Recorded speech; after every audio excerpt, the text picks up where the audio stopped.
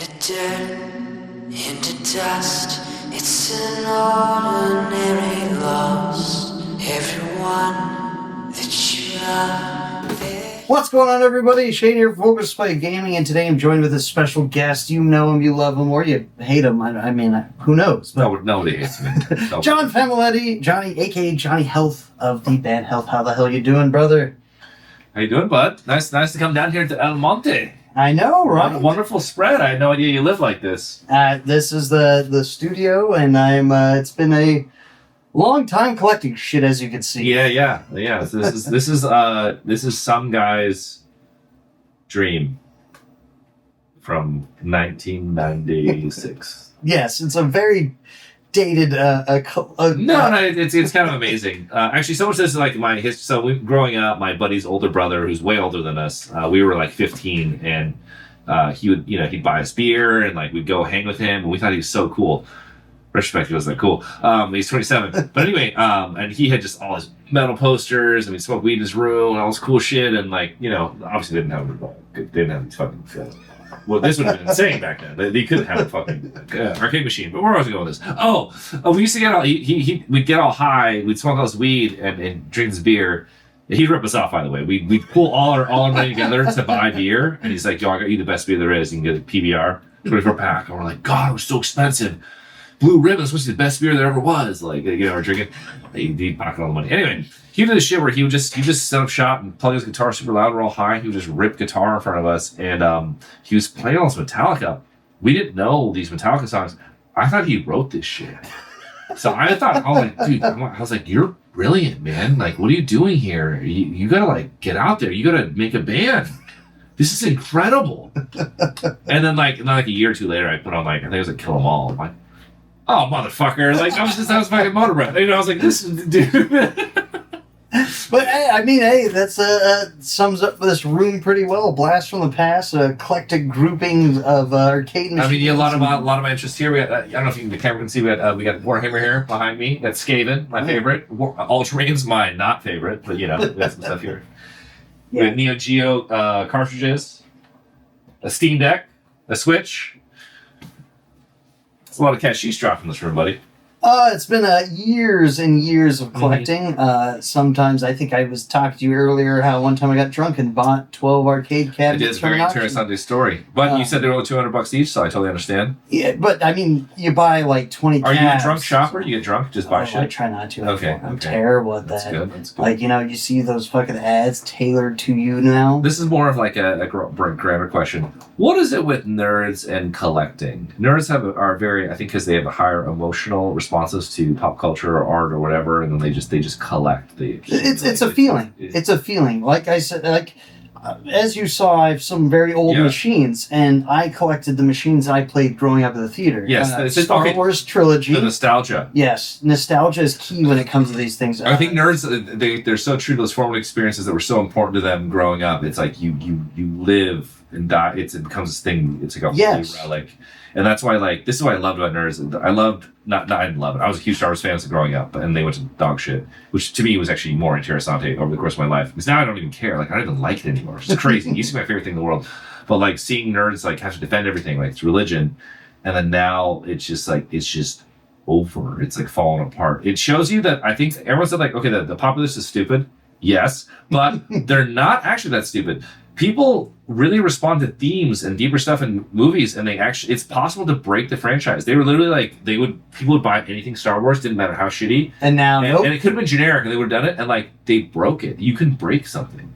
The public is way smarter than you think. They respond to these things. It matters. It's kind of beautiful. It's also, we kind of got a hive mentality. Think about it. If you have one person talking bad about something now, this franchise ruined, you're going to what is it? And then you start looking into it. Well, that's not the more be kill that guy. Yeah. A lot of people are But you got to think about it. It's it's a hive mentality. If somebody you trust is telling you this is shit, you're going to go look into that and be like, you know what?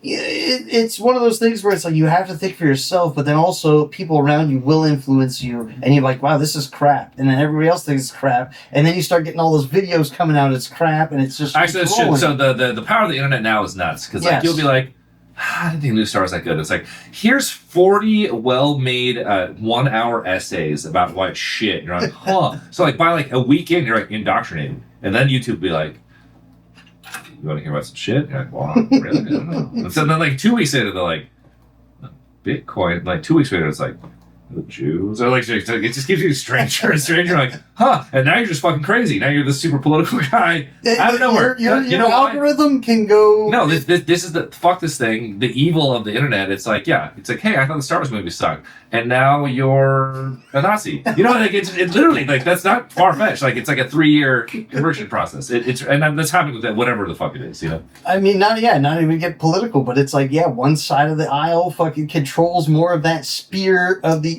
fucking podcaster space than the other. I don't know if it is that. I think it's just that it's the computer just being like, well, you like this? What about this? And it just works. You know? Huh? That is true. That is true. But that's true. It could be either. Negativity. We are drawn to it. Yes. Yes. If you tell me something, as humans. like think about it. Like, did you ever watch that fucking new War of the Worlds movie? Oh, with Ice Cube? Oh yeah. I watched like fucking 5 movies a year, and I was like, I'm watching this shit. I put it on. Yeah. And it was trash, right? Yes. Because everybody said it was so bad. It was like one of the worst. However, I was dying. When he's like, there's some moments where Ice Cube fucking murdered me. That's like, he's like, Ice Cube, this is the president of the United States. He's like, oh, hell no. I was just like, dude, it's amazing. It's so good. I just didn't understand where it's like, you see videos of like his kids dying. Like, no, run. Yeah. No, he's dying. No, that murdered me. But funny enough, you know Holiday Kirk, the New Metal Agenda guy? Maybe. Oh, whatever. He's the New Metal internet guy. What's up, Kirk? He has his credits. His name's in the credits. He worked on that movie. It was during COVID. Really? Anyway, that movie murdered me. I was dying. That like, apparently they filmed it during COVID, which is why no one was in the room. Someone in the room pitched this, like War of the Worlds, with their screens, like brilliant, greenlit. It looked like it cost $10. With the worst $10. CGI. It was amazing. It killed me. I don't know if it's funny enough to live on. Like, I do love some shitty movies. I like some Birdemic. Birdemic I love. The Room. Maybe it is that good.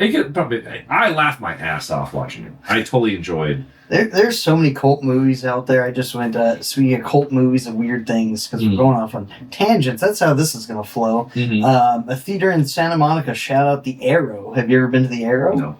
Great theater. Every year they do their Halloween horror-a-thon, and they just show cult movies. I saw this one movie called Squirm. It's about worms taking over a town. Terrasante? Where has it been? It's made in the 70s. And it's really, basically, like, long story short, like, these worms got zapped during a storm, and they become crazy and, like, start killing people, like earthworms. And, like, it's the funniest scene is like this couple are fishing or something. The one dude falls off the boat and there's like worms all in his face when he comes up and everything. But you know, shitty movies, you watch them because they're hilarious. You know. Yeah. I love those B horror movies. Those are the best. I have a lot of friends in that zone, like Cinefamily or what used to be Cinefamily, and my buddy Trauma stuff. Yeah, my buddy Brett Berg. He does programming. He does these. They did a screen for Severn. I was just at recently. Yeah, I like some trashish. Interessante trashish, I'd call it. Right? A really famous Dangerous Men. Very interessante trashish. I'll have to check that out. There's so many movies. There's too many. There's too many. And then everyone's like, oh, did you love this shitty movie? It's like, hey, at some point these are shitty. But they have to be exceptionally shitty to stay with us. For me to watch it. It's either... Birdemic is... I love Birdemic. I think that is exceptionally shitty. It's amazing. The Room is kind of a drag to watch, but its moments are so brilliant. There's a reason why it's... Michael Wazoo. Yeah. Wiseau, or was it... Tommy Wiseau. I met him. I met him at the fucking airport. Tommy Wiseau. Yeah. Tommy Wiseau. I met him at the airport. Took a photo with him. He is at LA Comic-Con every year selling underwear. Yeah. I saw him and I was like, "Hey, if I get by my 20 years, I'm gonna look like fucking Wiseau. Like I'm ready for it." I like Tommy. He was really nice, and he was in person. He's like, "Oh, I have to go." But he loves it. He loves the fame. I heard he is very nice. Yeah, he loves it. Terrifying dude. Yeah. Anyway, I want to get back onto some more relevant topics here. How was that tour? Just got done with Pierce the Veil? Yes, we just came off our first leg with Pierce the Veil. I think it was maybe their B or C market. Pierce the Veil is a phenomenon. Right now, it is unbelievable. They are on a fucking generational run. Dude, arenas of the year. We're on their B or C market tour. And these shows are fucking Wild. massive. Yeah. Massive. And the more we played these cities I never even heard of. The best show, the more remote the show, the better it was. Rogers, Arkansas. Noblesville, Indiana. Apparently Wild. Close to Indianapolis. I'm trying to think of some weird ones. Whatever. It was a blast. It was great. Didn't you play? Was it Wisconsin too, or something? Oh, Milwaukee. Milwaukee. You know yeah, Milwaukee is. Yeah. Milwaukee. I went there for Milwaukee Metal Fest. Cheese curds. I mean, how is that? It was fucking sick. One of the best metal fests in the States. Go check out Milwaukee Metal Fest. Milwaukee. Got sent there. Milwaukee is Algonquin for the good land. Oh. Milwaukee's an interesting city. Speaking of which, going to some of these smaller cities, places you haven't been yet. Yeah. Actually, it's funny. We'd only played in Milwaukee one other time. We played Milwaukee when the band first started. We played this. There's a famous DIY basement where hardcore bands, Black Dice, everyone would play, and it was in this super sketchy neighborhood. Milwaukee is so crazy. I don't know if it's changed since then, but back then, people were so drunk they made a new law that you can't buy beer after 9 p.m. So I was there, and they were like, "No." I was told the reason you can't buy beer after 9 p.m. is because they want you to stay at the bars. No, it was to also control the population. So people were getting so drunk and so crazy. They're like, "Okay, you can only drink at the bars. That will be relegated to the bars." Yeah. But then there's this comedy thing where it's like 8:30 and people are like passed out drunk on the fucking lawn. I'm like, "What's going on?" It's like, "Oh, they stopped selling at 9, so people here the bar's too expensive, so they just buy all the booze and just drink it all and then pass out drunk by 8:30." I'm like, Jesus Christ. But then, so we played this legendary hardcore basement. All these bands we know, Black Dice, The Rapture. This is a very long time ago. Sorry dating myself. Tire Slash. We played there with, this is Early Health. Early Health, we had nothing black. So we had pink shirts, mint, goofy shirts, we were Noise, Rainbow Jimmy boys. And all the hardcore dudes, they just fucking hated us. We walked in we were wearing Cheap Mondays, ass tight pants, and fucking these pink shirts and shit. And they were pissed. And they were super hostile. We've been always hostile situations before DIY touring. So we were egging it on. The whole time I was playing, I turned my back down in, so I was just shoving every guy in the front, fucking back. They're punching me. They're pissed. And they were like, fuck you. And some guys are spitting on me, and half the people left in the basement. Then we finished, and they're like, actually, you guys are really good. They're all nice. Very sorry. And I was like, fuck, man. Everyone left. And they could have watched this. But anyway, the headliner was this a band from Europe, and they fucking loved it. They're super nice. They got all their thing, and they say, I wrote in your book, in Trump English, she's like, sound like cavemen being crushed by the wheel. And then we get the merch. But yeah, it's good memories. Oh, yeah. Early days. DIY touring, I always tell people, if you want to have fun with music, success is impossible. However, you can just make some metal band, punk band, whatever the fuck, just some heavy band. You could tour DIY shows, make nothing, but have the greatest experience of your life, and quit after 2 years, and you're fine. And that's the whole gamut of music. The majority of it's there. You give the greatest thing. I have plenty of shout out to pretty much every band. You look at the channel, a lot of my buddies' bands are underground bands. They do DIY. They get still hit up for European tours. Yeah. And, obviously you don't come back with any money, but it's dude, you got a free European trip. You got to go to Europe. Yeah. Also, on the DIY level, you can play squat in Europe and have a delicious spread of the most wonderful food in the world. Yeah. And you might have the time of your life. Yeah. I mean, look, I think music just brings us together no matter what. Just start playing. If you're out there playing. Well, I don't know about that. It's a terrible thing to do to your life. How about this? If you could be responsible for enough, fun. If you could be I'm gonna do this for 2 years and quit, genius. Yep. Problem is, if you get any taste of success, the second you get it, you're like, ooh, what if I get a little more? I should have quit 5 times so long ago, and I really should have. But there's all these moments where if only perseverance. It'd be kind of nice. Sound of perseverance. I mean, hey, look, fucking the story I bring up to even all my buddies. This band, Amon Amarth. I saw their first U.S. headlining tour, and then years later, I read about it, and they were saying they had a choice. They didn't get paid for this entire tour. Their first tour, they never got paid. They got screwed over by the tour manager. It's all in Decibel Magazine, and they were like, "We just decided to do it." And then after that tour, they fucking skyrocketed and they took off. And I think that was 2008 or 2009. Actually, I will say one great thing about metal, which is very rare. If you are a good metal band, solid, and just keep touring forever, eventually you will get to that cult status. That's the only genre I can think of where that works. Maybe punk, but I don't even know if that works punk. Only in metal can you just kind of just clock in and be like, I got 15 years experience, just fucking ripping, and hey, how you doing? You know, like it's the only genre I can think of. Like, it's amazing. It's amazing. I will speak of this. You know, me being a metalhead, fucking even you're into metal. Everybody that's into metal, we love merch. We love cool shit. We love collecting shit. Yeah. Shirts. I wear my shirts out all the time. I made friends wearing tour shirts. Well, that is the entire. Okay, that's the lifeblood of the entire thing. The only reason any of this works is cool because merch. it's because it's the fans. Yes. The fans are such consumers that they're buying the fucking merch. You gotta make the cool merch, though. You do, but man, that they buy the cool merch. The merch sales are like, you know, in a previous era when Health was like playing like more on the indie scene, we outsold everyone like 4-1. We were like shocking how much merch we sold. We're like, how are you guys selling this in t-shirts? The second we moved to like metal heavy spaces, we're selling like way more than that. So like our highest being like the super sellers in that scene was fucking a pittance compared to like the average metal. Dude, we love patches, we love pins, Yep. we love fucking everything. You know, these guys in battle jackets are buying butt plugs and asking me to make fucking thigh highs. So it's a consumer culture. It is because we like support. Also, I love supporting bands. I love supporting them. It's a lifestyle. Yes, because we know y'all make your money off of merch. Absolutely. Like 90% of your shit is merch. You know. Well, it's just that it's not that money's made. It's just that the expenses are fucking bananas, and they just keep getting eaten up. Merch, it's like, here you go, here's a t-shirt. It's skyrocketed now, and especially since I've even heard, you know, venues taking merch cuts, and then some venues don't. It's brutal. I've gone through. I used to do all the merch for the band. I would go through like insane things. We do whole tours never paying a merch cut. I'd just be like, "Can we merch cut?" I'm like, I don't do inventory. I just wouldn't do inventory. I would do the crazy stuff. I would like run it to the bus and like put shirts back to make the count 0. Or what I would do is I just pay them in cash and run out the door. Like, yeah. Anyway, now obviously we're by the book, but I don't do the merch anymore. But yeah, I was a merch cut avoidant fool. That one's a little brutal to me. You know? I feel like that's not fair. It's like these venues are taking beer's expensive. They're getting so much out. Oh, the bar makes crazy. My friend's a promoter, and he's like, "Hey, when they show you the cut down of the bar, it's like that's a lie. The bar's not even counted yet. Like, you make so much money in the bar." No, just man. Obviously, I know it's a hard business, and being a promoter is very difficult. But like, the merch, come on, man.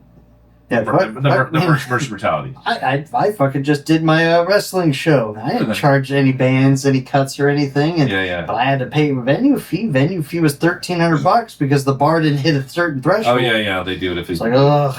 So that's weird. A wrestling show. When I'm a wrestling show, I drink a lot of beer at a wrestling show. They may see that you're like yelling.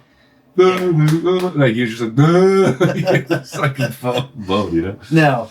No. Anyway, you know, good fucking tour, good first leg, and now you guys are hitting South America. Well, you'll be on that tour as we speak when you're watching this. Yes, I mean we've been there before. The greatest crowds, incredibly expensive to tour, very difficult to tour, a lot of logistics. Like we're just fucking kissing Pierce's feet that are like making this possible for us when you do this. Like wow. That's how it really started. We were like trying to get this tour so we can get to South America, and they're like, oh hell yeah, it's like you guys want to do the US one too? We're like, yeah. So it's super cool. But yeah, it's we're pretty pumped. Also, we've never played Chile, never played Peru. Played the other places. Never played. No, we have played. You're doing pretty much all Latin America, right? Most of it. Yeah, Brazil, Colombia, Peru, Argentina, Chile. We've done Argentina. We've done Brazil. Only time we played Colombia is we played a Vice party. And it was sick in Bogota. Back then, when Vice was throwing all that money for fun shit. That's cool. This is the English times. But yeah, that was an amazing, amazing time. But fuck yeah. And then after that, you're gearing up for the U.S. tour. But I want to go back to albums coming out December 11th. Yep. Rat Wars DLC. Yes, I think that's underselling it. Like, we don't, that's why we don't lead into it too much. It's a standalone album. You do not need to hear Rat Wars. That's what I'm saying. But you can put them together, though. It's technically a double album. It's kind of a load and reload situation, I guess. Yeah, like you could say, what is it? Kid Amnesiac, but that's a little too highfalutin. So let's go more load reload. It's more load and reload situation. No, or use your illusion 1 and 2. Let's spread out. Let's spread out, not released on the same day. Not released the same day. They're just bananas, by the way. Yeah, that is. It worked though. It worked. It did because everybody back then couldn't listen to it any other way. No, you just be like, well, I gotta buy both. Exactly. Yeah, you're like, fuck. Exactly. You know? I mean, nowadays, look, physical media now is more turned into a collector's market. Like, do you sell as many CDs anymore? Is it mostly vinyls? Like, I'm a vinyl purchaser. The vinyl, it's great. Thank God people are collecting, but here's the truth though. Like, looking at the way the internet's working out, I should just had the collection this whole time.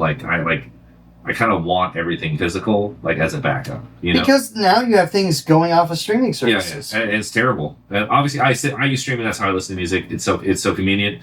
But like, kids out of nowhere are buying CDs out of nowhere. They haven't sold forever. It's because this is my theory. I think young kids are inheriting shitty cars from their older brothers or parents, and then they're like, put it in the CD. That's my theory. I don't know where the fuck you play CD. I don't have a disc drive anywhere. I have a fucking CD player, my shelf speakers right there. You're surrounded by vintage equipment. Like, what is yes. Know, like, as you saw, I have a fucking CD jukebox. Yeah. Oh, that's what you use your CD. I don't know anyone with a fucking CD drive. I can't figure it. At least a record player. Now, record player, you can buy one. It's that's still the classic way. We still sequence our albums for the record player. Mm-hmm. I think it's just good organization and good for your brain for the time late. Sequencing on albums is key, and people don't realize that anymore. You need that pacing. The album is dead, but it's still good. It's still good to follow it because it doesn't get boring. If you organize your songs to fit on one vinyl, you're doing everyone a favor. I don't think it's great to release a goddamn compilation or playlist of just a million fucking songs that have nothing to do with each other. Even my streaming habits go towards album play. Mm-hmm. I listen to an entire album when I'm streaming. I'm not a playlist person where it's like a bunch of. I know we'll talk about your top 40, but I don't really. That's what I'm doing is everyone's asking like, what are you listening to? So top 40. I'm very sampling. If I was going to be like hardcore, like I used to be, snobby, there'd be so few. There'd be like 10 tracks. I'm just like, everything I'm hearing that's related to everything going on that's decent enough, I'm going to put on here for you to hear. And that's why it's a bajillion tracks. No, it's great. I was like looking through it. I was like, holy shit, there's some weird eclectic shit on here. Yeah, just anything I'm hearing throughout the year, I'm putting on there basically, as long as it's not like. It could even be ass, not just total ass. Just like, and I want to touch genres. I'm like, of stuff I listen to. So I'm like, here's what's going on in metal. Here's what's going on in electronic music that I know about. Obviously, there's tons of shit I don't know about. Here's what's going on in fucking pop. I put up a fucking K-pop Demon Hunter song because goddamn, that song's catchy as hell. Song that's stuck in my head. I know. I've seen it all day. I haven't even watched the show. Did you watch the show? I was watching the first 30 minutes when I was on these mushrooms, gummies, and I was just like, I cannot do this right now. There's mushroom gummies now? Dude, they're fucking legal, and they're everywhere. That's wild. It's not the same. You won't have like a true trip, but the good ones that are strong, it's kind of amazing because they're all like dosed up. Like you can do them like a party drug. You could be like, if you get the right brand, you could be like, tonight I'm gonna drink a beer and I'm gonna have 4, and this is gonna go wide, and then you're kind of like you're a goofball, Yeah, our fucking, it's insane. That now you can just dose it out. I feel really guilty though because the true point of psychedelics is that you clear your schedule, you go to the woods, and you have a more you take a heroic dose, you travel somewhere else, and the come down is horrible where you rebuild your ego and you learn all this stuff about yourself and it changes you, and that's what it's supposed to be. But now they're like, hey, you want these fucking gums? That's like, so I feel guilty about that. However, I do love that I'm just like, yeah, let me have 3. And they're like, dude, you're fucking bouncing. Fuck it, let's party, Yeah, let's fucking go nuts. Yeah. I mean, fuck it, just the experiences now come in every shape and form. Any drug you want, any fucking thing you want to drink, and what you want to watch, you pair it with. Yeah, it's the paradox of choice. Obviously, this is great. We live in this wonderland of nerddom, and it's also weird. It's like you get too much. It's like jerking off all fucking day. It's bad for you, That's why I think anime has. This is one of many reasons why anime is so important right now. You have to read the fucking subtitles. It forces you to put down the phone. Yeah, I am a subtitle person. Yeah, so it's amazing. That's like you're just reading the subtitles. You know what movie threw me off? Like I haven't seen the new Predator movie yet. You gonna watch it? I heard it's good. Yeah, I heard it's good. I heard it's good. So I didn't watch Prey for a long time. I didn't either. I heard it was good too. I heard they did a version where they speak in their Native American tongue or whatever because I tried watching it and I'm like, these Native Americans are speaking English. It throws me out. Oh, come on. It throws me the fuck out. Movies are like that, they're speaking English. It's so weird. I can't do it. I love subtitled movies. Like, if you're like... Well, I think subtitles, like, I want to hear the natural. What if all tone. anime is actually terrible and you don't know because of something else? What if it was just as shitty as a dub? That's just how it is. Some dubs are terrible. They're all terrible. Cowboy Bebop dub was great. Okay. That was like... That's one. Yeah, this is one. I will say... Maybe like... or even the original... Princess Mononoke. Okay. Yeah, there you go.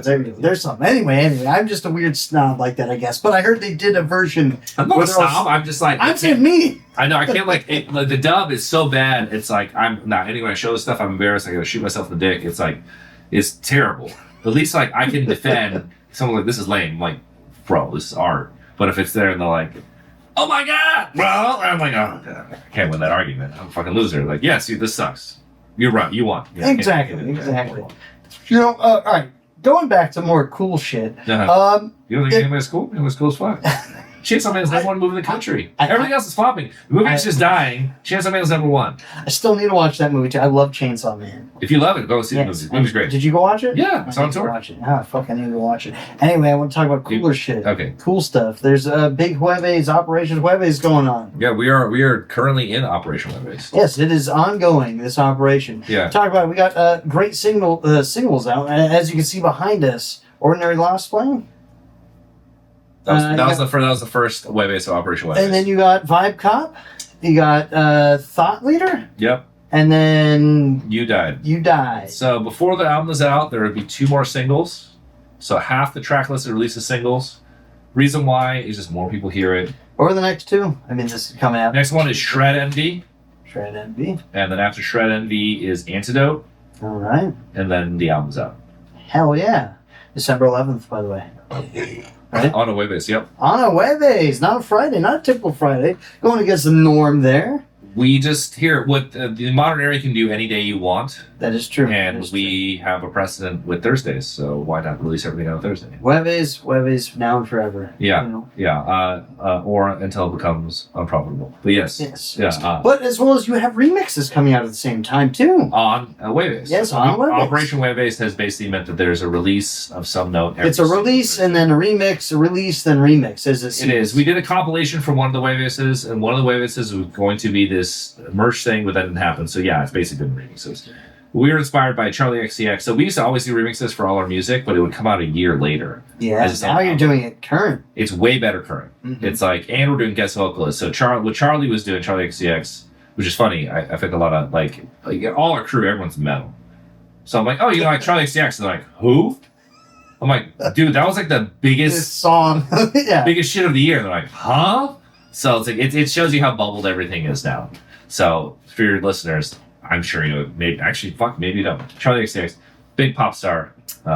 Nope, I know her. She put up the remixes at the same time, like the week after the song, or with the song, and then she would have a guest vocalist. Obviously, she's a big pop star, so she would get fucking her and Lord, or someone who like she had beef with. Great storytelling. That's music marketing right there, 101. Do you have a beef with anybody? Should we start one? Call somebody out. You know what? I'm way too easy to make fun of, and I don't want to be. You know, I like these rappers. I'm like, fuck, man. Thank Christ that does not happen in heavy music. Like, can you imagine Metallica beefing with what are they? They haven't done a Megadeth beef. I mean, now I think they're all cool. I just think it's just so much goofier in a song. You know, like in rock music, there's like Neil Young, and fucking Leonard Skinner. Yeah, and those are great songs, but they're still poetic and kind of abstract. All it is like. A Southern man don't need him down anywhere. Alabama, like they're all kind of poetic. They can't be like, yeah, fuck your bitch. Like you can't do that. Fuck you. I guess you could do that. Yeah, I mean you can. Yeah, you're like fucking look at band name here. Obituary. I can't believe you. Or something. I don't know. Your long hair has split ends. Yeah. I heard about your allegations. Or something. It's not the same. And thank Christ, because it'd be fucking annoying. Now, granted, people love beefs, sells records. It'd be funny. How many beefs are manufactured? That was a big thing actually in rap. They were doing exactly. I bet the diss tracks go hard. But they've gone so crazy now. I just think I'm way too easy to make fun of. I'm not going to beef with anybody. I don't want to be on record talking shit about anyone. It's so easy to go after me and my record. It's just too easy. Yeah. No, but so who have you done these remixes with? I know you're doing one. As of this taping, this Thursday, coming out with Hideouts and... Hades. Actually, so this is Interessante. It's 2 different remixes. Oh, 2 different styles. So Hades is from LA. It's kind of on the dubstep kind of flair, and then Hideouts is doing more drum and bass. Hell yeah. And that's remixing what's You Died. You Died. You Died, the Witch House pop Hell single. yeah. Yeah. Hell yeah. That's one of the two poppy songs are You Died and Antidote that are like smooth, sexy, like beat driven songs, and the majority of the record is more of the heavy industrial rock. No, it's fucking great. So I will say you also had a guest with, what was it, Vibe Cop? You had the riff done by Willie again? Willie Adler. Yes, from I'm a God. Thank you, Willie. Yeah. He's on. Willie rules. He rips. He's on speed dial. He's incredibly gracious. There's all these times I'm like, you don't have to do this. And he's like, oh, I'm good. I'll do it. Oh, yeah. It's super cool. I can see all Lamb God guys super nice. Randy's they're great dudes. I'm just like, they're such a huge band, and he just really just gives me the time of day. And he's like, oh yeah, I totally want to do this. He's like, this is great. Yeah, I'd love to. And so it's really awesome. But basically, here's the story I've been telling, and it's true. The album was 95% done. I flew to France for my fucking manager's birthday, bachelor party. Oh, I'm with all these French fucking rocker dudes. And I'm with Perturbator, and we're like up at 6 a.m. We're ripped, we blasted, and I'm like, and he's like, can I play you a new album? I'm like, fuck yeah. And then I'm like, can I play you mine? He's like, yeah. And I'm like, hey, your album's done, so I didn't say anything. My album isn't done. This is the thing for all you musicians out there. Everyone does this shit. They're all lit. And they're like, let's listen to my new album. And I'm like, motherfucker, you should do that before you're done, so I can say something. They're like, what do you think? I'm like, I don't want to say nothing. Because it's done. Yeah. I'm like, actually, that sucks. It's like, what? It's like, here, you gotta go back to the studio. Tell me earlier. So I'm like, hey, man, I didn't say anything during your album. My album is not done. If you hear something, say something. Tell me your honest opinion. We played all the songs, and he's like, I like every song except one. And I'm like, which one? He goes, why? He goes, he's like, that riff fucking sucks, man. And I'm like, you know what? I had my reservations too. Now that you've said that, thank you. I got a problem. And I fucking like, hello? Mr. Lamb God, I got a job for you, and thank Christ, the song is like 10 times better. It's fucking one of my favorite tracks. I can play the other version, and you'd be like, yeah. You should. Are you gonna release a demo version? I don't know, maybe on Patreon or something. Yeah. I'll send it to you if you want to hear it. Yeah. It's way better. Well, actually, here's the thing. So the original version of the song, it was a Power Trip sample, and it was sick. Oh, it was really sick, and I was super. Were you using Nightmare Logic or something, or fucking that heavy? No, Nightmare Logic. So I was fucking pumped on it. And then we were negotiating the rights, and then, this happens in the studio where, like, someone's like, I don't know, man, like, that's not a melodic, we could have changed it, like, there's not enough going on, so we changed the riff, so we rewrote the riff to have more changes, so it's more melodic, but obviously, melody's great, but when in terms of, like, a riff, like, a lot of metal riffs are based around, like, like, you can do these, you can add extra changes, and it's just, basically, it was just goofier, the other ones, so it's like, it was fine, and it was mostly the same riff, but it was like kind of bothering me. And then once Perturbator was like, yo, this sucks ass. And Perturbator, that guy lives and breathes metal. Like, yeah. So he's just like, that sucks. I'm like, oh shit, you said it sucks? I knew it. Okay, so then when we hit up Willie, we're like, actually, don't imitate these riffs. We're like, what would you do here based on this and this? We're trying to make it sound kind of in the zone. He's like, I got you. And then we played it, and everyone's like, oh, that's great. Yeah, it's fucking sick. Yeah. So speaking with some of the titles, as I could see, everyone knows you're a huge Elden Ring fan. Mm-hmm. That's why you were like, oh, I'm gonna do a Front Software fucking You Died fucking title. No, so hilariously, that was Jake. So Jake out of nowhere is like, because we're starting to name this thing, and Jake's like, oh, what if we called it You Died? I'm like, what are you playing? Well, you copy my homework here, but like, he sees things, and he's like, they like this thing and some stuff. You died, and I'm like, all right, I'll go with that. And I went to Joe, who we work with, the creative director, and he was like, she's a little too obvious. And I was like, actually, every time we think something's too obvious, everyone loves it. So I'm like, fuck it, let's do the You Died. Like, you know what? The most simple things sometimes just fucking take off. Or just like, no, it just people like it, make the reference. So, yeah. I mean, it's great. It was a shocking moment where Jake's like, what if we call it? I'm like, because I have a t-shirt that just says You Died, Okay, tell us about the different types of albums coming out right now. So what I say with the Conflict DLC, it's about the size of Limgrave. Mm-hmm. Hidetaka Miyazaki. Are you aware of the reference? Yes, okay, that's huge. Okay. Shadow of the Erd Tree. So There's Conflict DLC, but it's not just Conflict DLC. It's a separate album in its entirety. It's a standalone album, but there's also the Addendum EP, which is 7 tracks. And there's Art Type, which is going to be a huge remix collection of Rat Wars and Conflict DLC. Gotcha. All the remixes so far, plus ones that are saved, plus ones you haven't heard yet. And not just remixes, but covers. Gotcha. So we have covers, like Street Sex are covering the song in full. Hell yeah. Yeah, so is, well, I'm asking them. Well, a few others, you know. Yeah, well, I'm excited to hear about that once you start announcing that, because you're actually going to have a covers album with other bands covered. You're not going to do any covers, right? No. Our type is all remixes with a handful of covers. Gotcha. And they're covers of your songs. Of our songs, yeah. Gotcha. Basically, a remix. It's a remix. By the way, shout out to Street Sex. They fucking rip if you haven't heard their new albums. There was a double album that came out with Street Sex and a Street Sex. Also, you might mention that our record label, Compulsion Records, put out these 2 albums. Yes, Compulsion Records. That was your imprint that you're doing, and then that was your first release, right? Talk about that. No. Well, first it was technically as we reissued our first album, but yeah. Gotcha, but so it's like another band first release. Swan Song. Led Zeppelin had Swan Song, and Swan Song only signed one band, Bad Company. And this, so far, that's what that's what Compulsion Records is. No, I mean, I talked to the guys, great dudes, and I just want to talk to real quick, touch on how did you come about doing your own imprint and your own label to help them out? Whatever you do not start a label. The only reason we have our own imprint is so our first albums are Noise Era. The rights were returned to us by our old manager and old label head, Jay Freeman. Love you, Jay. But so he gave us the masters back. It's like, oh, let's reissue the records. They're out of print. We're sold out. So we did the first album as a test. We're going to reissue the second and the early remix albums. And it's like, well, okay, now we have this label. And it's like, should we sign people? I'm like, well, that's just throwing money out the window. Absolutely don't not. But we're talking to Street Sex. They're calling us for advice about re-signing. It was a terrible deal. We know how the business works. So we're like, you know what? Fucking we'll print your vinyl. Like the way the shit works now, it's like, this is how we feel. So we printed the vinyl. So those are, I don't want to sign too many acts because it's just money you're throwing out the window. But yeah. So, it's a crapshoot. Yeah. Genuinely. But we, there are homies, great music. Great dudes. We believe in the records. Also, Leo is basically our resident screamer. Like he, all over Conflict DLC, he's screaming. He screams in Rat Wars too, and he's also sings backup. He has a beautiful voice. No, he fucking rips. So that's cool that you guys kind of went that side tour and you wanted to help them out and everything. Do you think you're going to maybe do a cover album yourself now?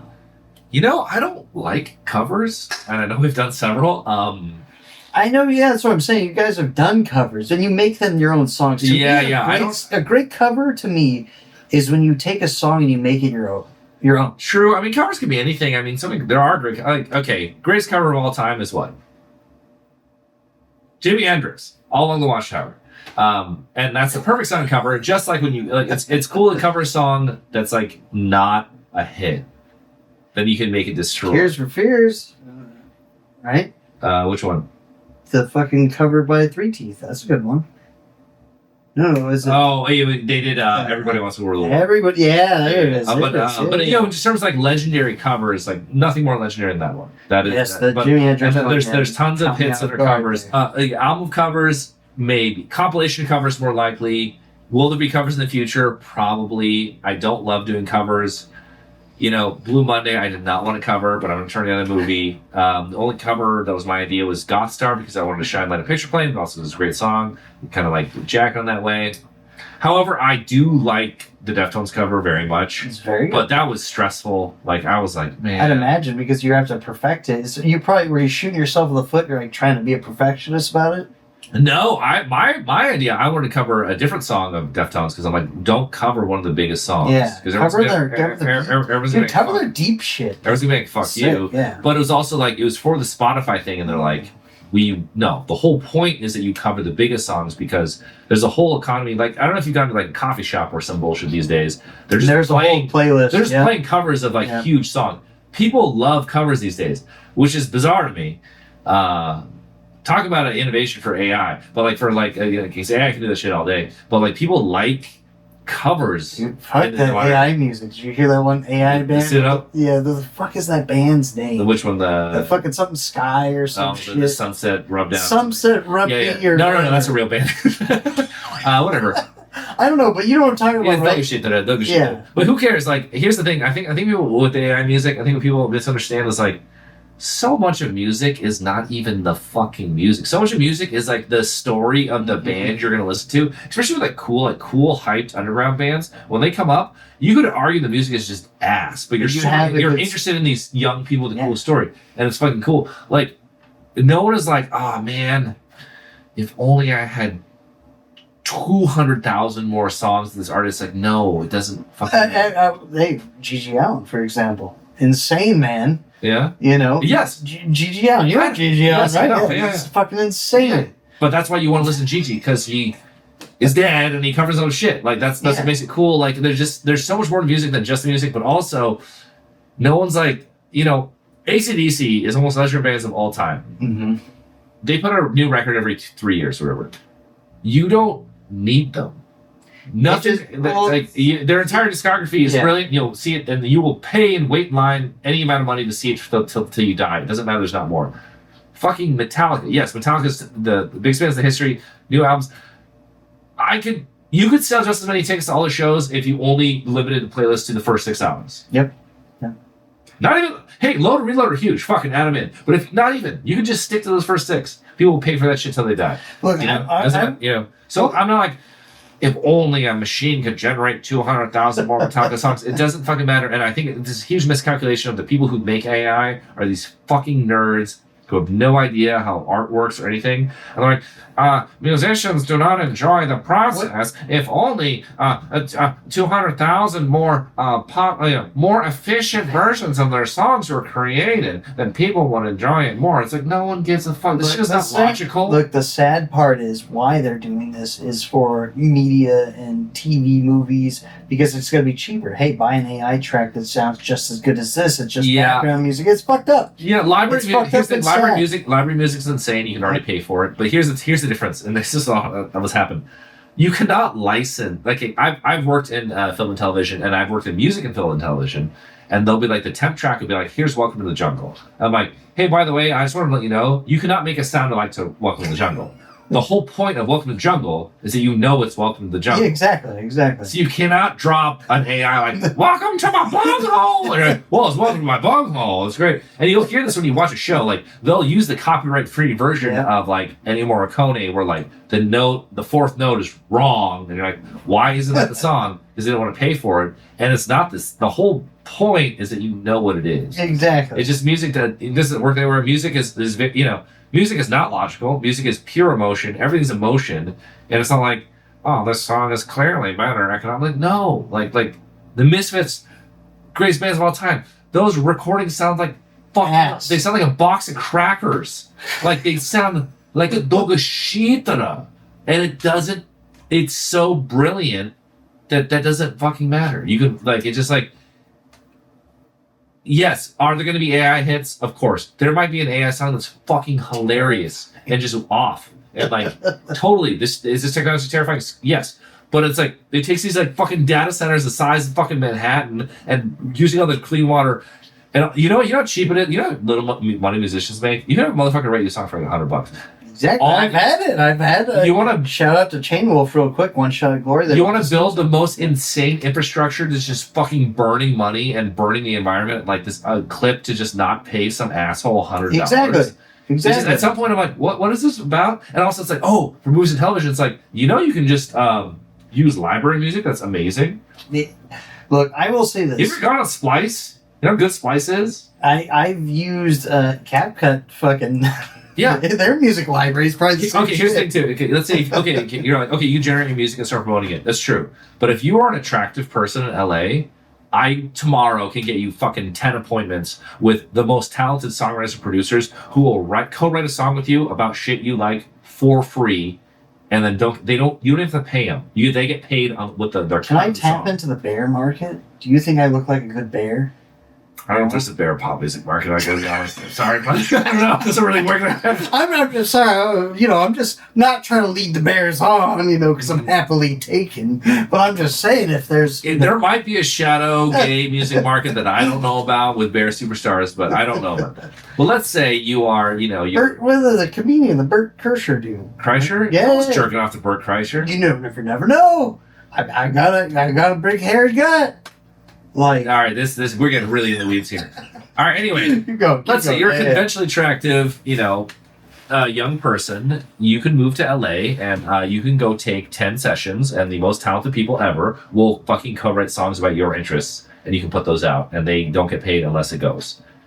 That is one. That's 100 times better than fucking prompting Suno, Exactly. which is very impressive, by the way. Prompting Suno about some shit and having like 10,000 copyright strikes of some generic thing.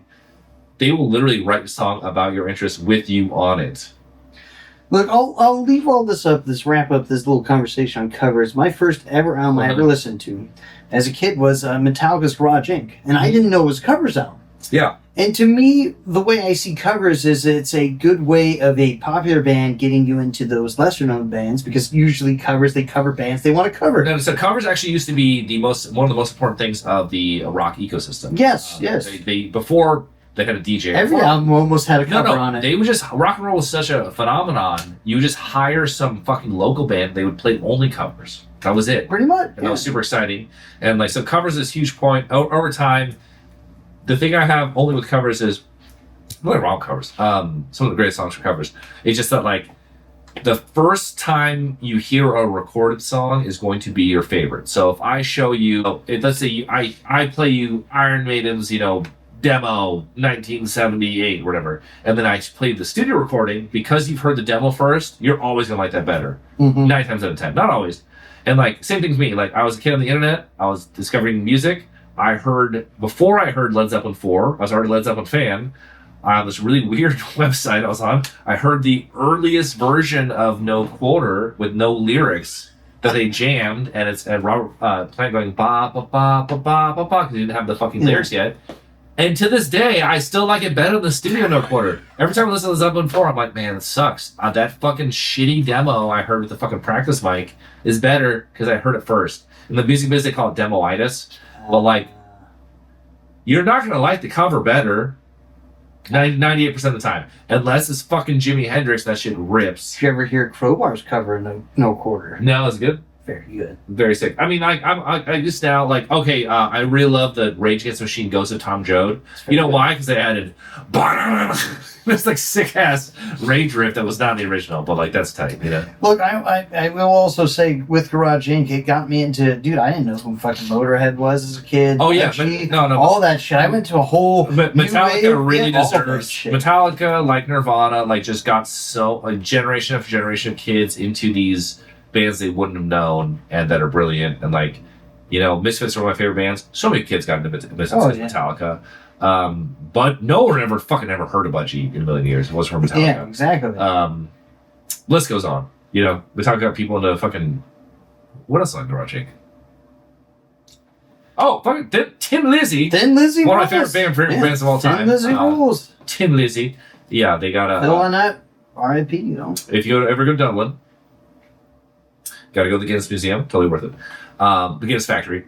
And then there's a fucking statue of Philo. That's fucking sick. I got 10 pictures of him. Every time I go there, I got to pay my respects. That's my hero. Look, I'll also, the way you get into music, too, is through family and everything. My dad got me into all this shit, 'cause my dad's an old 80s dude. Yeah, he was a rock dad. Dude, still. Long hair, he still thinks he's in the 80s. Ripped up jeans and everything. Oh, yeah, bro. Except just missing teeth now. That's how I learned to count. You go over there and it's just how many teeth are there? Uh-huh. You didn't go to school? Just Jesse? Yeah, just counted as I did. No, but what I'm saying is my dad's favorite story is that he always tells me, he's got a dad story. His was kind of cool because he used to roadie for this band when Metallica was still down in LA. They were still playing backyard shows, and my dad was there, and he set up Lars Ulrich's drums and everything. Yeah. He was like, that. You tell me that was one of his cool stories, where he's saw Dave when he was a dick and like pouring beer on people and shit, Yeah. fighting.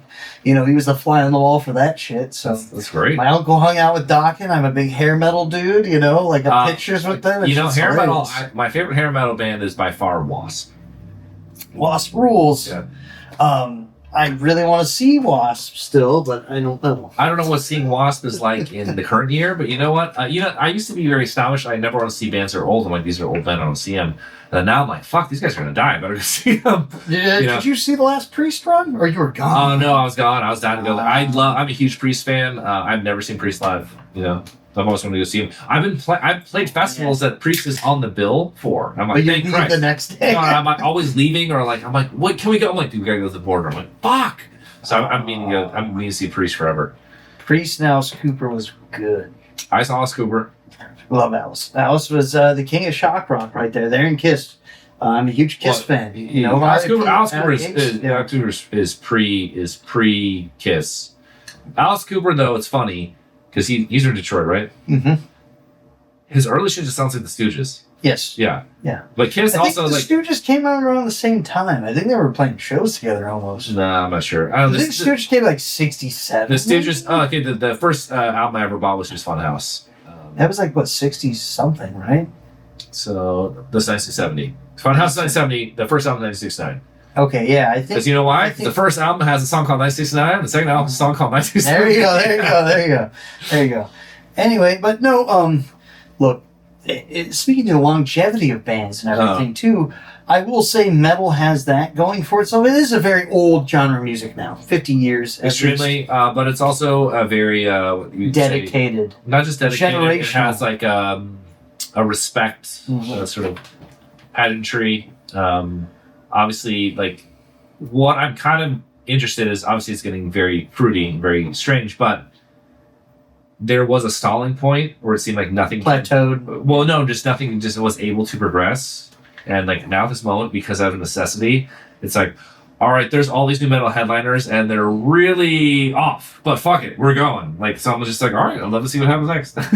Well, I mean, look, I'm just saying across the genres now, you have a lot of big pop artists that are getting old, but it seems like there's pop artists coming to replace them. Pop is always new. Pop has never had it's just never longevity is what I'm saying. Can you see a Justin Bieber tour in like 40 years? Or like in what now, 20 Dude, years? Justin Bieber's old as... That's what I'm saying. Can you see a 50th... Are you kidding? He's still big. Yeah, but I'm saying, can you see a 50th Justin Bieber tour? Like, as opposed to Scorpion's 50th anniversary. It just depends on how the media works, because, like, you know, obviously, like, you know, someone like Madonna, she's a legend, she can go forever. But, like, most pop stars, no. Justin Bieber was so big, I don't fucking know. Also, you know, it's amazing. These pop stars, you can hire the super cool creative director, you hire 5 songwriters, they're going to make the coolest shit in the world. Like, you can hire the most talented people in the fucking world to make your shit, and people know. Like you see the art direction for fucking Beyonce's Lemonade. That's fucking Khalil. It's like he's considered the hip hop Terrence Malick. That guy's fucking brilliant. You're rich. Like here, make me fucking artistic. Throw some money on it. You do whatever you want. But yes, the magic of metal is that there is a respect pageantry. You can be fucking damn near dead. And be there, and then they respect them. It's pretty magical. You know? I will say, heavy music in general, especially with metal, like I feel like you guys fall into that industrial heavy kind of sound now. That subgenre. There's so many fucking subgenres out there, you know, and it gets so complex and dilute. Like fucking, I don't know. It's just you can keep going. Where it's like this is an industrial polka fucking thrash band or something. You know, it's fine. I mean, it is fun. I was saying that was also a thing. It's like, yes, you can be old, you know, whereas, really the cool, like, let's say the coolest of cool or the like off the pages music, like and all music is overall a young man's game. But I think the magic of heavy music is there's like, you're kind of there for the goods. Like as much as you like the guys, it's like, listen, I got this dope beat thing. I want to like rock at this level, and I need this. I want to get off. So it's like it changes the thing. There's a reference. It's pretty magical. So yeah, like all these guys on your wall are all going to be playing until they're fucking dead. Exactly. Yeah, I can see you guys doing that too. You know, let's get the 50th health anniversary. Yeah, fuck it. I'll do it. I'll be there. Speaking of new tours again, starting in, what is it, late March, the U.S. tour with 2026? U.S. tour, the headline, co-headline tour, actually. It's us and Carpet Brute. So, pretty sick lineup. Yeah. Who else is on it? And Desire. Desire, so if you know the Drive soundtrack. Yes. So, Desire. So, actually, Johnny Jewel, who's in Desire, is actually one of my favorite artists of all time. And he's had Glass Candy, Chromatics. He's been part of all these groups and Desire and this label Times It Better. It's this whole sound. And it was huge. I've been a huge fan of it for, I don't know, God knows, my whole adult life. And so we were trying to book all these bands, and it was like super complicated. And then it was like, we have to agree with Carpet Brute too. And like, they don't want, we want this thing, that thing. And we're having the hardest time booking that fucking opener, which is hilarious. And then every opener I would normally book is on the same tour, which is this industrial worship tour, which is Youth Code, King Yosef, Street Sex, Insult Scary. It's like every one available. And then Author and Punisher just about to do it. Like every person in our genre is on tour at the same time. Well, we got a request from Desire, and I was like, oh, yeah, let's go. Like, I love it, Hell yeah. So just the 3-band tour. I think 3 band's the way to go. If you have... Once you get a 4 or higher, it starts getting more and more scrunched. Mm-hmm. So 3 is kind of perfect. You don't have to start too early. Don't have to start too late. And you have it's fun for fans to go and have like a nice build, all this fun shit. So to me, 3 is the perfect number, Trust me, metal, the thing is, I just went to a fucking 6-band show, and that was at the Belasco. It was a thrash show, and that just kind of gets ridiculous because it starts so early. Yeah. And if it shows during the week, nobody can get there in time. No, and nobody you have to move all this fucking gear. Yes. It's absurd. So, like, yeah, I'm a big fan of the 3. Also, Carpet Brute, like, this is a co-headline tour. Carpet Brute's going to play fucking 70 goddamn minutes. We're gonna play like an hour. We play last, so it's like that's a full ass thing. So that plus and then get Desire. So exactly, that's fucking perfect. Yeah, great. I just want to say, speaking of which, my channel's name Oversplit Gaming, and I have gotten to know you through your live streams weekly, which I think every band should be doing at least once in a while, live streaming. And I feel like your interaction with the fans, having like a little call-in game show. Not even call-in game show, but call-in and gaming is doing pretty well. How do you like doing that? I don't know. It's interesting. Like, I don't know. It's so hard to grow a fan base streaming. I don't know if I can recommend that every band does it. It's hard because you have to be consistent. And it's very much about time spent. Mm-hmm. And so I only stream once a week. And they say if you're going to stream seriously, you have to stream 3 times a week. Mm-hmm. So... I've thought about that, but like that's a massive time suck. That's a lot of work. Yeah. It's not work. It's just time. And it's time. It's still working, I think. You got to plan it out. So I was pushed into streaming by Joe, our health creative director, who is very much like he spearheaded like our Greater Nerd initiatives because he was a fan who's a nerd, and he's like, you should stream, and I'm like, what? I remember I'm like, what the fuck's the point? And I was not a natural. He's just like, okay. He's like, you're not great at this, And it's been a very long kind of slog. And finally, more recently, I'm like, oh, fuck, let's set a schedule and I'm just going to do it then. And that made it way better. Being like just doing it. And I've got a lot of better. So and then I was like, well, shouldn't it just be on web? I used to play, so I'm a lifelong dungeon master, and we used to always play Dungeons & Dragons on Thursdays. And I'm like, it should be on, why would I not stream on Waybase and only stream once a week? So we went to Waybase, had to move my D&D group to a different day, which they were mad about, but it's okay. So yeah, I stream every Thursday, every Waybase, and I mostly take calls. I play games too. I've thought about expanding it, and that way I can play more games, which is nice, because we don't have a lot of time for gaming. Yeah. And I do really want to game. Might as well combine work and gaming. Exactly. But it's not the same, I love to play slow RPGs, and I'm just like, this is fucking ass for watching me. And I'm like, I don't really have that many funny things to say while I'm checking my inventory, and I don't want to be yapping the whole time. I'd rather just play. State stream? Never. Baldur's Gate 3 to me is very much personal. I grew up with 1 and 2. Yeah, I played 1 and 2 on PS2. On PS2? Yeah. They did not put out 1 and 2 on PS2. Yeah. Let's fact check this right now. Hey, fucking fact check it. They fucking did put it out on PS2. Years later. You're thinking about Dark Alliance, right? No, they put Baldur's Gate on They PS2. put Baldur's Gate 1 and 2 Yes, that's what I played it on. Are you fucking kidding me? Yes, I was a Neverwinter Nights fan too. Neverwinter Nights? I didn't. And this I started leaving gaming and I had computer issues because I was a PC. Okay. What brought me back was Red Dead Redemption and Dragon Age Origins. I was just Great like games. I remember walking around just being like, I wish there was another Baldur's Gate. I wish there was another Baldur's Gate. And then I looked up. I saw Dragon Age Origins like, that looks like Baldur's Gate. And I got it. I'm like, it is Baldur's Gate. So in my mind, Baldur's Gate 3 is actually Baldur's Gate 4. Baldur's Gate 3 is Dragon Age Origins. So Baldur's Gate PS2. All right. Yeah, 1 and 2 came out on PS2. No, Dark Alliance. No, it was not Dark Alliance. Baldur's Gate, here, 1 PS2. You're talking about like the point-and-click PC game. Yeah, it came out on PS2. There is no Baldur's Gate 1 on PS2. Is there? Baldur's Gate Dark Alliance. I knew it. There is no It was Baldur's Dark Gate. Alliance then. Yeah. That's a totally different game. It has nothing to do with Baldur's Gate 1 and 2. Yeah, look at that. Man, Fact check. I knew it, giant-ass turkey. But I did play Baldur's Gate. You played Baldur's Gate Dark Alliance on PS2. I played it on PC as well, the old point-and-click one, because I remember playing Fallout at the same time. Fallout 1. They came the same year. Yes. That was 98. 98 was Baldur's Gate 1. I was a kid and I could never play them, because my uncle had them. That's where I played them. Yeah, Fallout 1 and Baldur's Gate 1 came the same year. Yes. And I think that's what I was probably confusing on, because I remember playing on an old-ass PC. Dude, this shit was awesome. Yeah. I replayed it so many times. And then Baldur's Gate 2. 1 and 2. So 3, I was so skeptical. And then 3 is like, this is one of the great achievements of RPG. That game is insane. Yeah.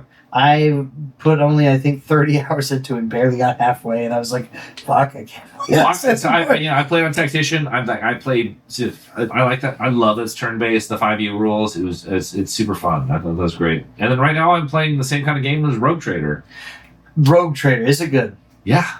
Fuck, don't get me into another game. I love 40K so much. You're playing the click isometric games. Yeah. It uses the Rogue Trader rules, which are very similar to D&D. Yes. But the main appeal though is that it's 40K. I know, that's sick. Like the thought of being a Rogue Trader. No one wants to live in 40K. It's the most shittiest world ever. But Rogue Traders are the only people with any freedom. The only people who can have an RPG adventure are Rogue Traders, and that's fucking cool. You're fucking also 10 minutes in the game. There's a sister battle as a fucking party member, which is absurd. And all the damage she's taking, I'm like, this bitch is wearing power armor. She should not be able to take any of this damage. But no, she's actually not wearing power armor. But they animate her that she is. That you're putting a chainmail. I'm like, she's clearly wearing power armor. None of this shit should fucking hurt her. She's a chick space raid, pretty much. And then she's a bolter. We all have these shitty guns, and she's a bolter. And I'm like, that should be blowing people away. This one shot should be fucking blow. This guy should explode. Like she's shooting a regular guy with bolter. Speaking of your passion for D&D and everything, I appreciate you coming down here, and I got something for you because I want you to take a break for doing DMing, and I got you Dungeon Degenerates. Okay, okay. I almost download. This is a cool fucking tabletop game where you have an auto DM pretty much. So okay, I know about this game. I almost donated to this Kickstarter. I really like this fucking weird blacklight poster. Yes, it's sick art. I was very interested in this game. Why are you listening to me, bro? Dude, it's literally, I've had it for a long time. I don't have as many people to play games with anymore. I know you have a game group, and we'll eventually play it together. Okay. And I figured you can figure it out faster than I could. Possibly, however, anytime I get a game like this, I'm just like, because I'm a DM, I'm just like, why don't we just play fucking Dungeons & Dragons? but this gives you I do really like the art. It's sick. It's fucking cool. I don't know. I really love being a DM. To me, it's like like the lesbians that will only have sex with the strap on. It's they're always the man, the top. So that's me. It is really fun to play D&D, and it's fun to be a player, and that's the experience. But I want to be the DM. That's always, ever since I was a little kid, I was the DM. Before I bought all the Dungeons & Dragons books from the used bookstore for $1.50 a book, and we didn't know how to play. We just looked at the pictures, and then I would just explain everything, and I would just be all bad guys. I was always DMing before I knew how the game worked, Do you play 5e or do you play old school? 5e. Okay.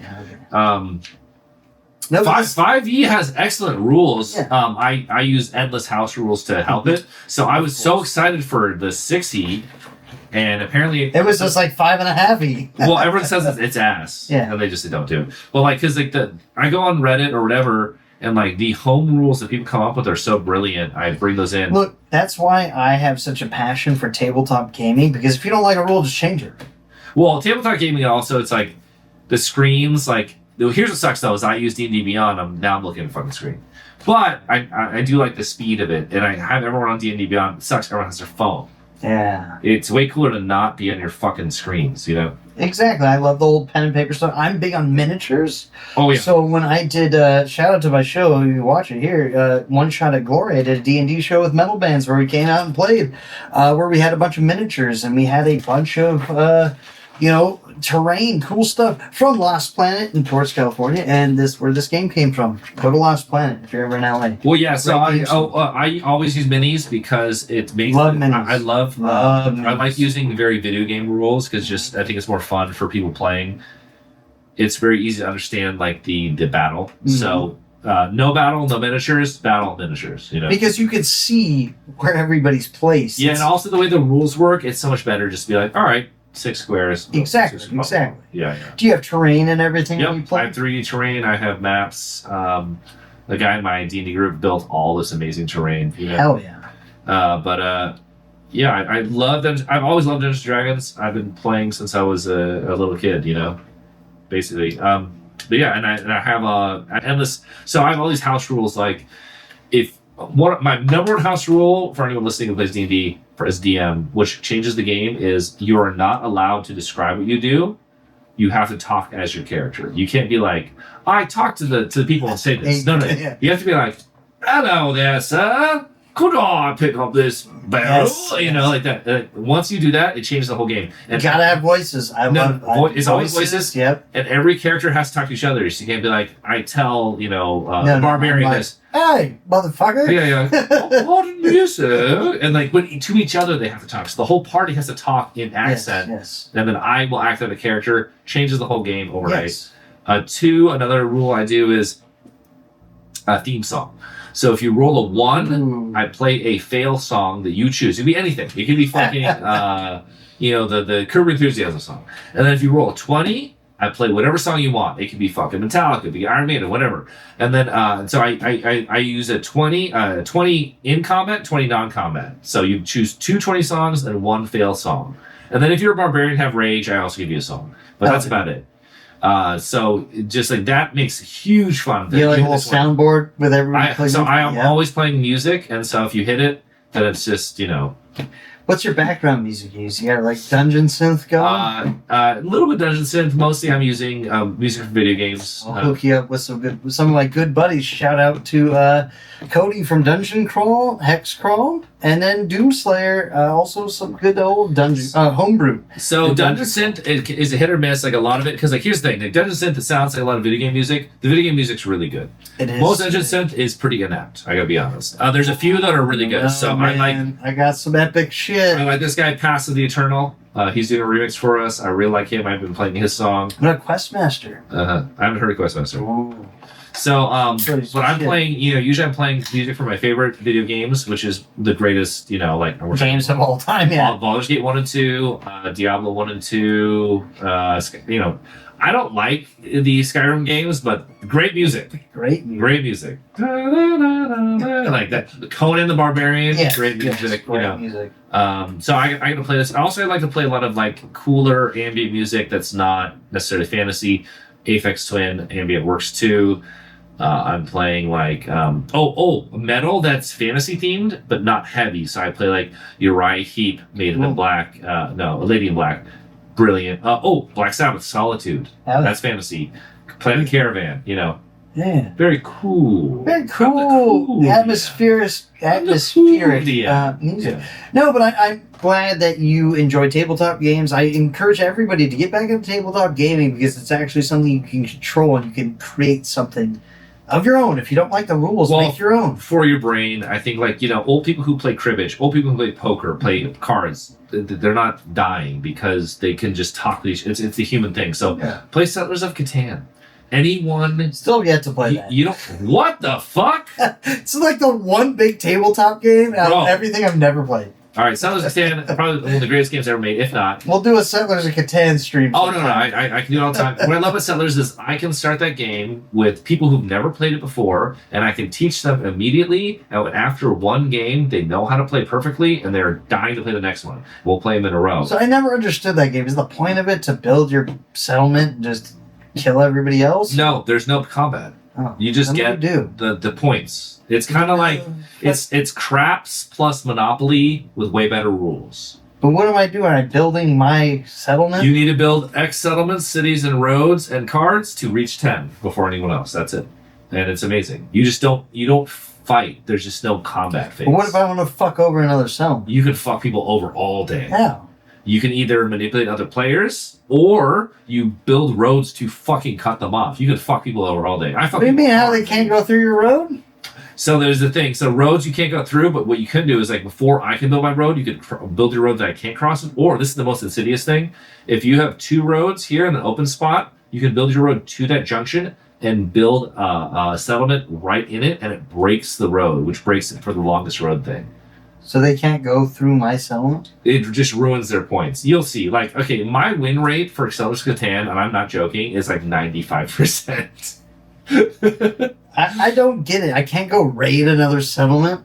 You can fuck people over all day. The way you fuck people over is you manipulate people. You lie to people. You get people to like trade deals or something. Not just trade. Here's the biggest thing. You just get the fake sympathy. You just complain when you're behind.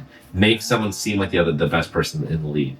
Like my win rate in Catan is like, I swear to Christ, like 90-something%.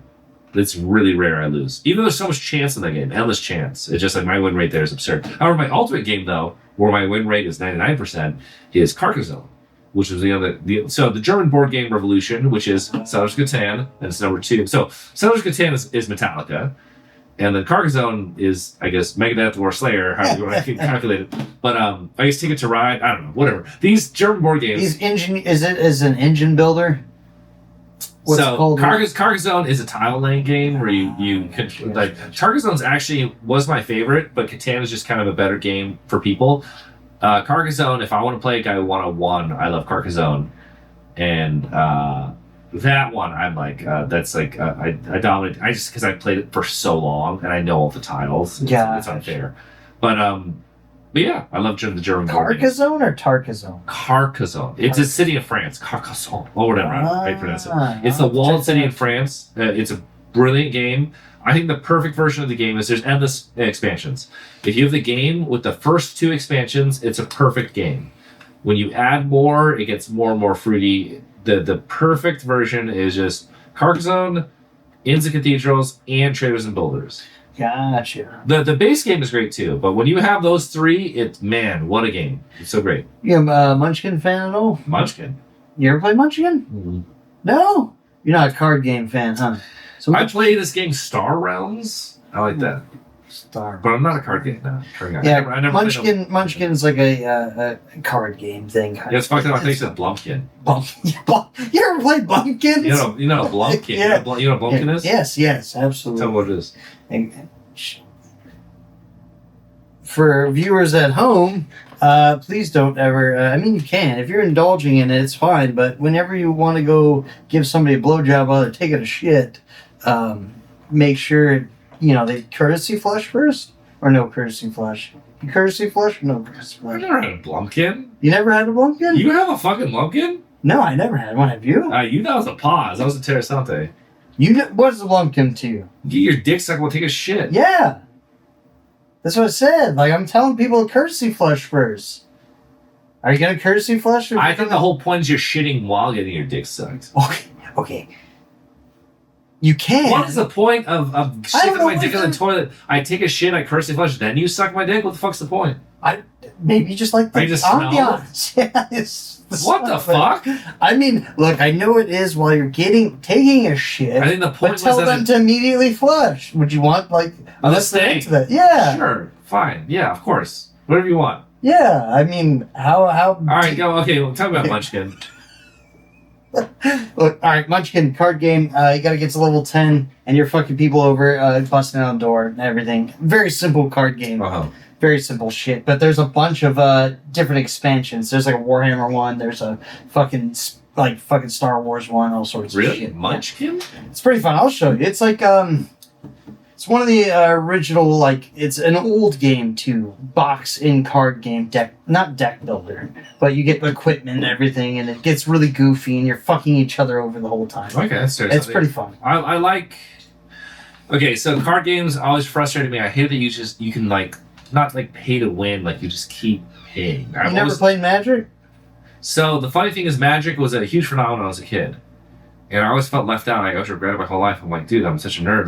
Why didn't I play Magic? It's so important. And even now, to my older friends, they love Magic. And then I started playing it now, and I went on the MTG Arena, and then I was like, oh, I didn't miss anything. Fuck this shit. This shit sucks. I don't care. I made the right decision. I played Dungeons and Dragons all through my youth. You know why? It cost back nothing. then. It cost $30. Yeah, that's it. You just buy I bought 2 books. I bought a fucking character sheets. We didn't have fucking minis. We just played it like this with dice. I spent fucking $30. Did you ever play any of the White Wolf games, like Hunter the Reckoning? Yes. I have the original books over there. This is ancient memory though. This is super nerd shit. Yeah, I remember a lot of these things. I would buy these games. I try to stray away from it because sometimes I see a cool book.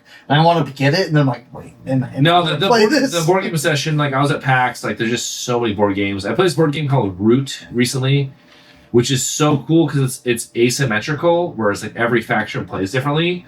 But the game itself was just all right. But that idea is so good. If you had a Catan where every player played differently. You know what? I got a perfect game for you. Because would you want to play, do you ever play Mario Party? No, never. I'm not a Nintendo boy. Oh, you weren't. But you do like D&D. Love D&D. Have you ever played King's Cup?